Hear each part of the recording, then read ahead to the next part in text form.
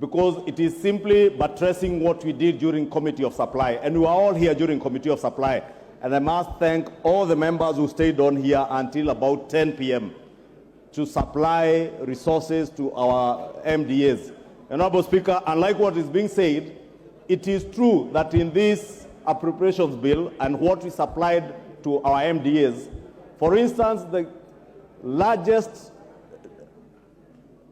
pending bills are in the road sector. And indeed, all these members in this House, Honorable Speaker, will tell you, in each of our constituencies, we have either a road that was to start that is yet to start, or a road that had started but stalled because of pending bills, Honorable Speaker. And the quantum of those pending bills, if members care to listen to the chairman of the Budget Appropriations Committee, was a quantum of close to R1 trillion. That means half of the resources we will generate in terms of ordinary revenue could only go towards settlement of pending bills in the road sector, Honorable Speaker. But amidst all the constraints that we have with our resources, Honorable Speaker, the Budget and Appropriations Committee, and indeed the House last week in supplied a quantum of 250 billion shillings to the road sector to help start dealing with the question of pending bills in the road sector.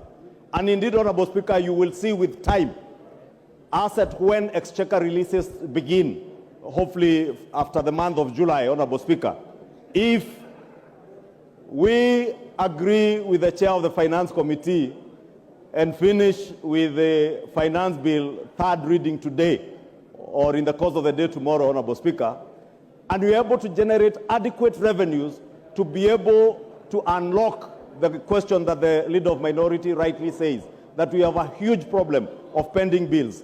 That 250 billion shillings to the road sector is not enough. Even after rationalizing all those roads projects that have been committed to, the figure came to about 730 billion. Therefore, it tells you, even if we were to allocate resources, not to deal with new projects, and I just want to inform the House and the Leader of Minority, that we are not dealing with new road projects, we are dealing with those already committed road projects. And it would take ordinarily, either we commit the entire of our development expenditure to the road sector without having to deal with anything else, or we do what the Budget and Appropriations Committee recommended, that we allocate 250 billion shillings this year. If we perform better in terms of revenue allocation, next year we can do another 300 to 400 billion shillings. And with time, by the third year of this administration, we should be able to have cleared all those pending bills and contracts that have already been committed to, and be able to begin to embark on new projects. Therefore, allow me to just inform the Leader of Minority that indeed there are no new road projects. We are committed to completing those that were committed contractually before the last regime. If you look at the education sector, Honorable Speaker, and members will remember when we begin this session in January, our children had just opened school, and there was a crisis on CBC, the junior secondary schools, capitation of junior secondary schools, capitation of those in CBC classes, Honorable Speaker, was a big problem. But in this appropriations bill, we are appropriating a whopping 630-something billion shillings going to the education sector to ensure that CBC is not just something we are talking about, but something that we are actualizing and committing resources to. And it's not just the junior secondary school, even capitation of our day secondary schools and our boarding schools, to ensure even our free primary education sector that resources are going to our schools, Honorable Speaker. Honorable Speaker, there is also money that has been appropriated to the social services sector. And you have seen in the press recently, Honorable Speaker, as much as our media houses have a quarrel to pick with us, and therefore they will go to great lengths to demonize what is not being done or what is supposed to be done, and they will eloquently carry out investigative series on how many octogenarians have not received their cash transfer schemes, but I never see them cover when they are receiving this money.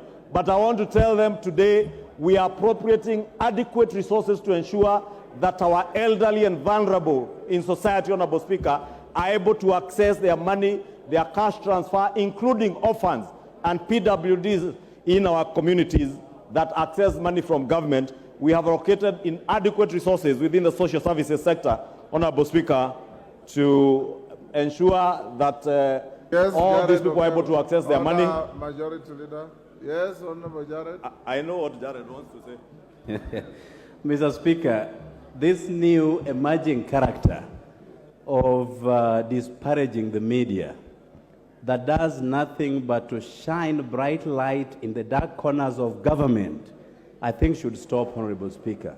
What is We the point get of order? informed through the media, we get news through the media, and if somebody has a beef to pick with the media, they have professional bodies around the media houses. What is Honorable the Speaker. point of order, Jared? My point of order is to ask the majority leader, together with his surrogates, to stop disparaging the media, Honorable Speaker. The media plays an important role to this country and to the world at large, Honorable Speaker, and I thank you. Ichungwa, endelea. Honorable Speaker, allow me to ignore what only warrants to be ignored. Honorable Speaker, in this appropriations bill, in conclusion, Honorable Speaker, we have allocated immense resources to our own pet subject of CDF.